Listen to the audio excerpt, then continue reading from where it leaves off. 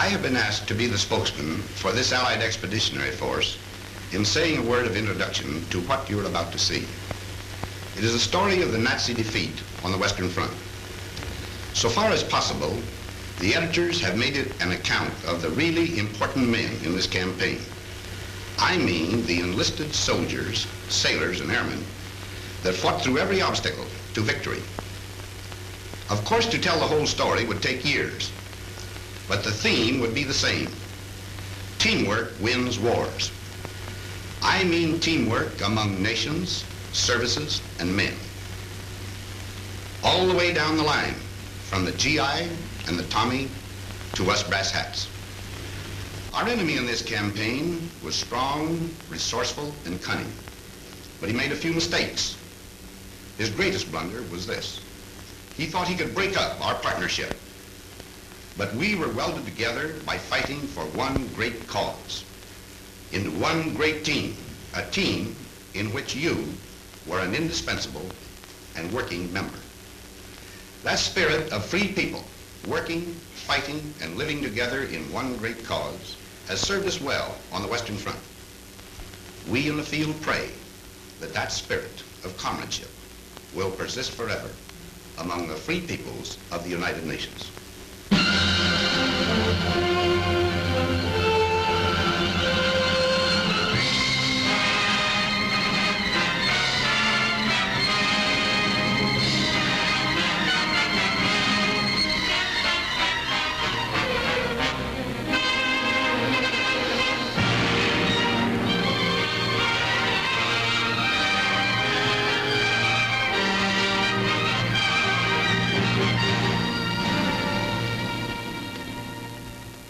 To you who now, living in love and hope, who sense the future in the surrounding air, this testament is offered.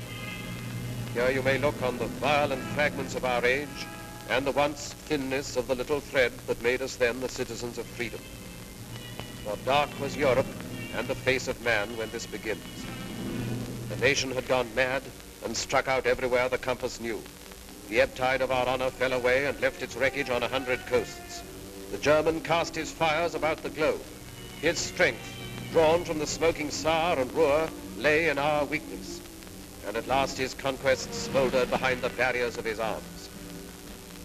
Along the channel where the sea strikes France stood the West Wall of concrete, stone, and steel to mock the frail hopes of the petty free. Wounded, hard-pressed, and wasted on our strength, almost like madmen then, we planned to breach the wall and smash the German spine. Where? We searched the coast of Europe like fierce eagles. Between low Flushing and deep-harbored Cherbourg, our eyes sought out the place of the assault. Exits and tidal range marked shallow Flushing off. Sand and the wind canceled the Belgian coast. The North Seine beaches were too small, and cliffs barred the approaches. Cotentin, too narrow. The Pas de Calais, heavily defended. It all resolved on Normandy, on Caen. There planes could land upon the carpet ground, the coast defenses were more light, and tides had a good range, and men were safe from winds. So on 5 miles of still unbloodied sand, the fretful course of fate would be assailed by armored nations.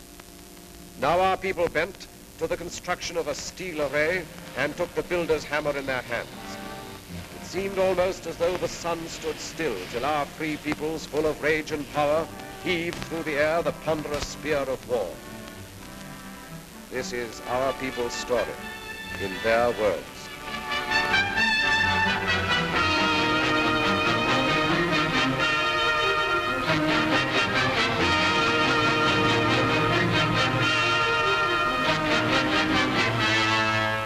I suppose if the Battle of the North Atlantic hadn't gone right, things might have been considerably different. That was an ugly time for all of us. Merchant ships, naval escort, air patrol. I guess I had my share of bad luck. I lost 3 ships and some good friends.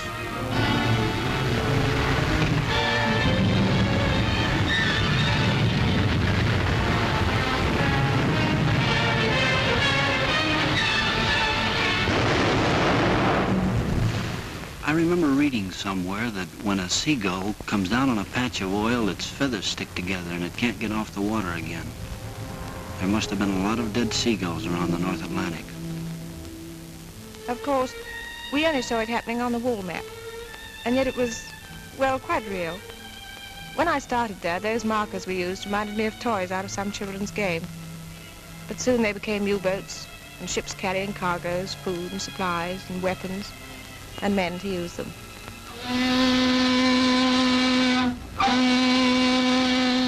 I remember coming over, the worst thing about the trip was you didn't know where you were going. Wherever it was, you'd be a stranger, and nobody likes that. That ship was loaded from stem to stern with sad sacks. Around the third day out, things got pally. Like the fella said, we're all in the same boat. The comic. Finally, we got to Liverpool. They had a band to play us in, an English Army band full of chimes. I'm Dreaming of a White Christmas, they played. To tell you the truth, it was pretty corny. But nobody said anything because, well, you know, it was a nice gesture. Funny thing, on the way over, you felt like you were the whole works. You couldn't help it. But then, all over the UK, you'd see things that made you begin to realize you were just part of a big proposition. All kinds of things.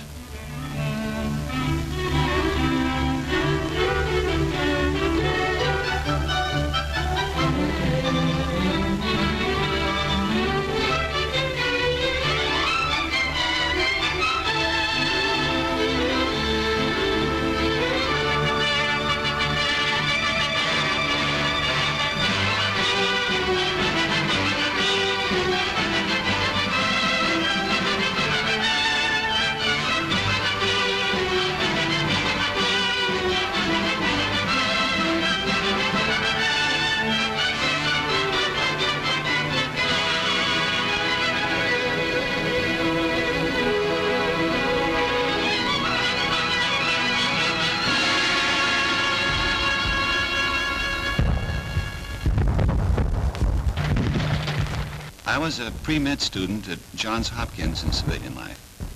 Now, I do know a little something about anatomy. And I say it is scientifically impossible for the human body to stand up to the training we receive. An absolute impossibility. Muscles and tendons and bone structure was not designed to withstand that battering. Don't ask me how it happens that we did stand up to it. I don't know. It has no scientific explanation.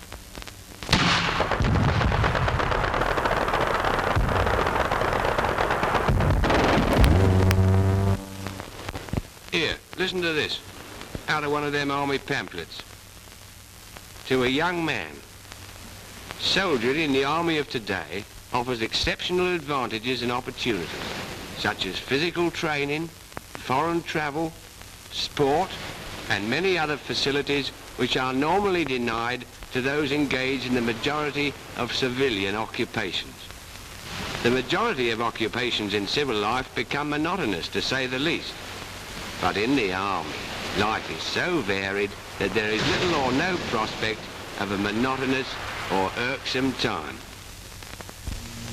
So men were girded for their highest hour. And while they learned the lethal arts of war, in small and secret rooms, the planners met to watch their work mature.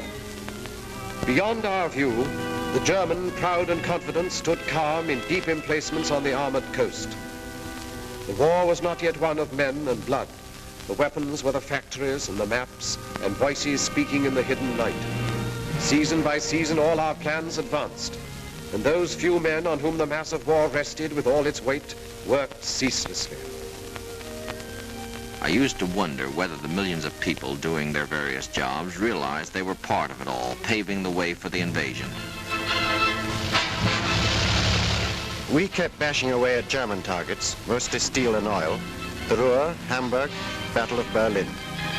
Things were getting tougher every trip. More ground defenses, more night fighters, more crews not coming back.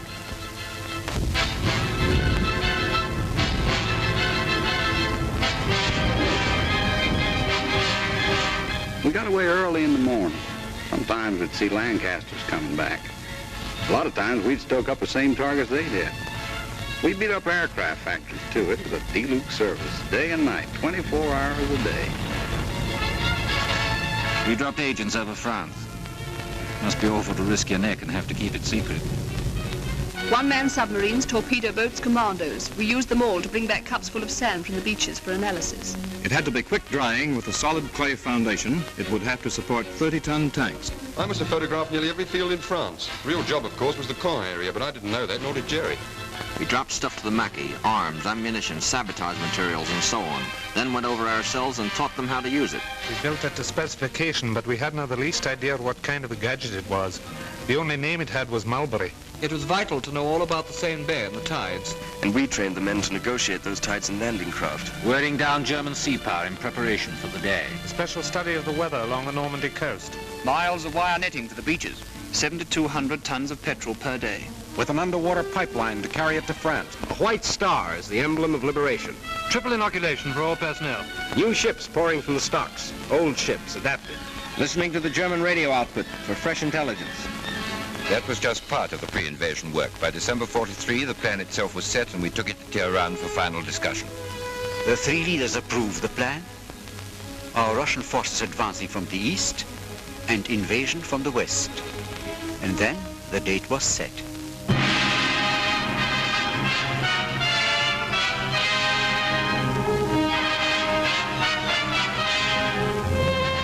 I assumed command at Schaeff with the best all-round team for which a man could ask. Some had already been working for months in England. Others I brought with me from the Mediterranean. We adopted first a master plan, and then had to coordinate every last detail of the ground, sea, and air plans. While this was going on, we led off with an air show designed to make the landing points as soft as possible, to batter the German communications, and to make certain we'd have control of the air. It was quite a show. Those airmen did a magnificent job.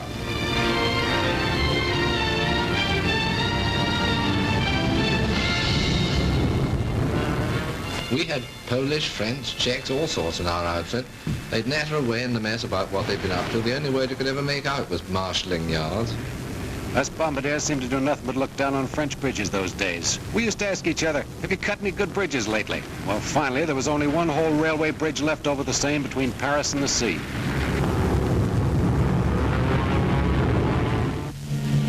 Down in the late spring, through the wounded towns of England, moved the mass made by our patients. 2 precious years of plans were put away. The offices were empty. All the maps were rolled up on the walls.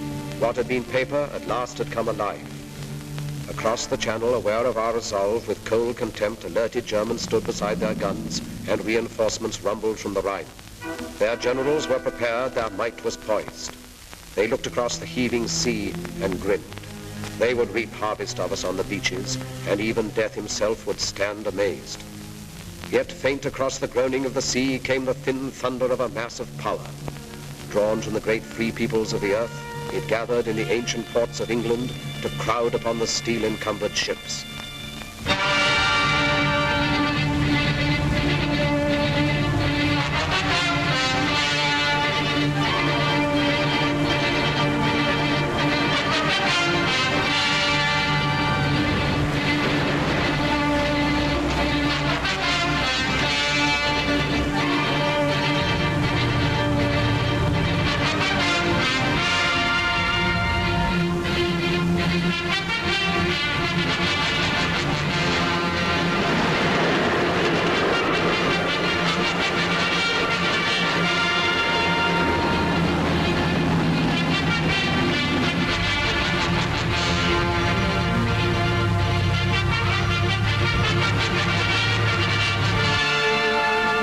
It was a funny sort of feeling marching down to the ships.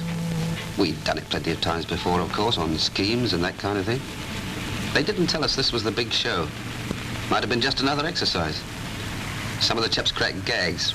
They wasn't very comic, but we laughed. I think we all guessed. The general feeling was, okay, if this is it, let's get in there and get it over with. Waiting always got on my nerves.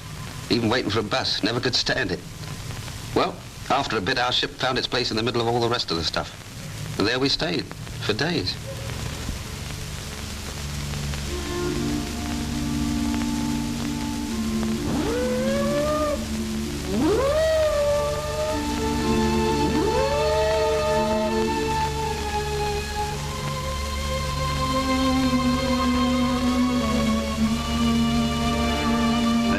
us the final briefing then.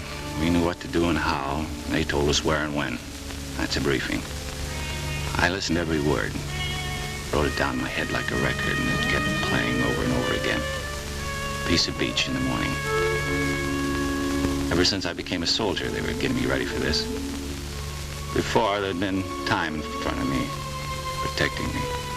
Now the time had worn away, and there were only a few hours left. In the morning, I'd have to face it.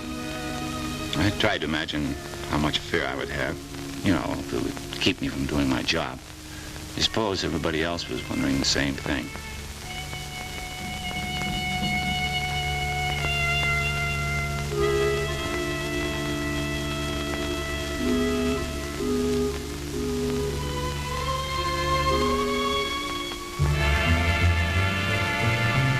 Nobody said anything official, but all of a sudden the ship got much busier. And over the amplifier, the chaplain said he'd be saying Mass at 18:30 hours. Funny, I don't think I ever believed, even after the final briefing, that the invasion was going to come off. Then a voice in the loudspeaker said, men who wish to take their anti-seasick pills should take the first one now. That did it.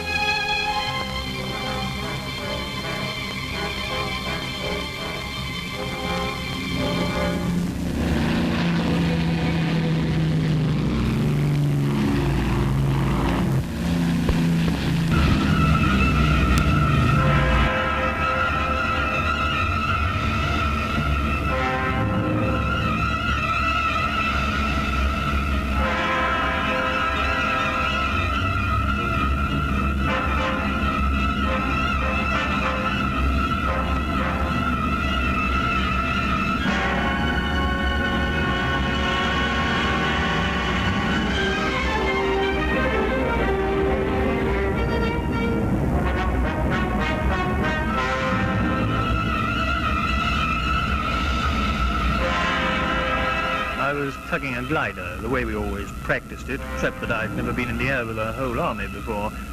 3 airborne divisions, the 6th British and 82nd and 101st American. Just before the glider pilot cast off over the landing zone, I wished her good luck over the radio. It seemed a sort of inadequate thing to say. As Supreme Commander, let me break in at this point to say just a word about the Navy. From the moment of embarkation to that of landing, the full burden fell upon the Navy and our merchant fleets. They had to sweep the mines, bombard the coastal batteries, marshal and protect the transports along the coastline preparatory to landing, and, finally, man the small boats that carried the soldiers to the beach. On that day, there were more than 8,000 ships and landing craft on the shores of Normandy. It was a most intricate task and a vital one for the success of our plans. The courage, fidelity, and skill of the Royal and American Navies have no brighter page in their histories than that of June 6, 1944.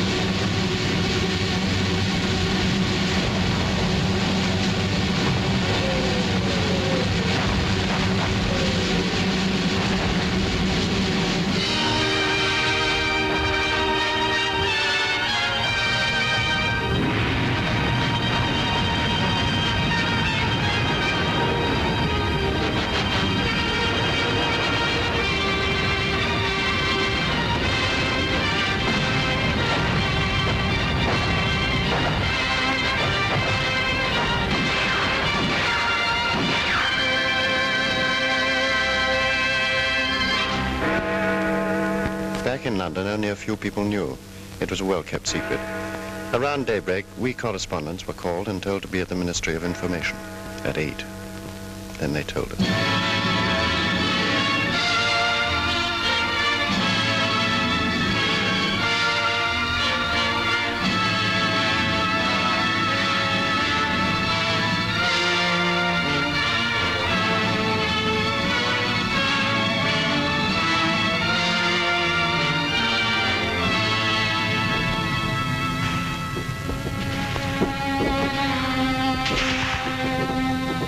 They called our beach Omaha. Don't ask me why. I've never been to Omaha, the one in Nebraska, I mean. If it's anything like Omaha, France, you can have it. I understand Omaha was the roughest spot. We lost some good men, took a few prisoners. It was a lousy trade. We've been told what to expect, so it wasn't like a surprise or anything. It just, well, when it really happens, it's different. For a while there, we were pinned down, but a lucky thing, the other beaches were going better, so we got a little more than our share of the old teamwork. The Navy come in, the air guys, and finally we got moving good. You know, you hear a lot about how long it takes to make battle-hardened soldiers out of green troops. Listen, I got to be a veteran in one day. That day. And so they paved the beaches with their blood and lurched across the dunes and reached the roads. The German parried fiercely. In the depths of rich green pastured Normandy, the 3 airborne divisions, first of all to land, fought lion-like against most grievous odds. And loud across the cratered face of France came German reinforcements. From Berlin, a voice cried out the Allies must be hurled into the sea before another day had burned its hole in history. Locked in battle, the armies clashed. Our first objective, then, was to merge all the beachheads into one, and 50 miles of men drive on together beyond the red sands through the broken wall.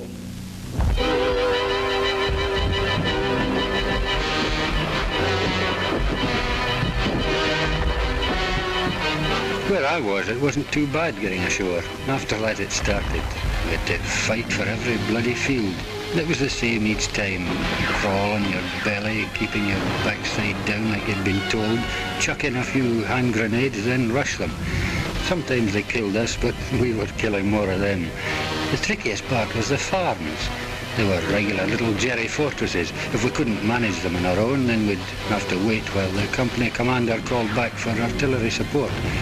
The Navy was still with us too, chucking in shells ahead of us.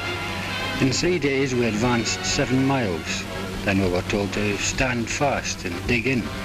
Next morning we heard the news. We got it from the BBC. It sounded great. We'd joined up all along the bridgehead. There was a solid line, 45 miles of it. We'd got a foothold. We were in.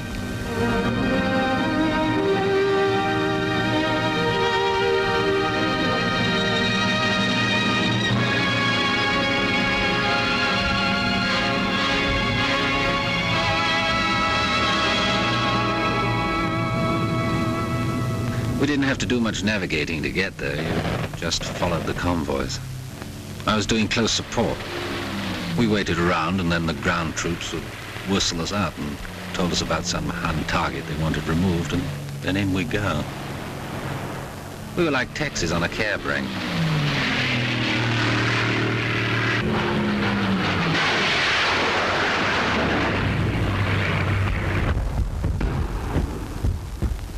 Something nice about a beach, any beach. You think of a beach, and chances are you'll remember something nice, like a party or a picnic.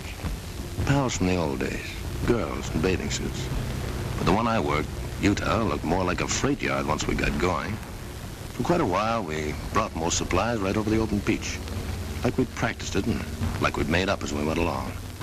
We worked a 24-hour shift with ducks, lights, rafts, rowboats, all sorts of Rube Goldbergs. The stuff just kept pouring in. Tanks, trucks, food, ammo, guys, millions of things.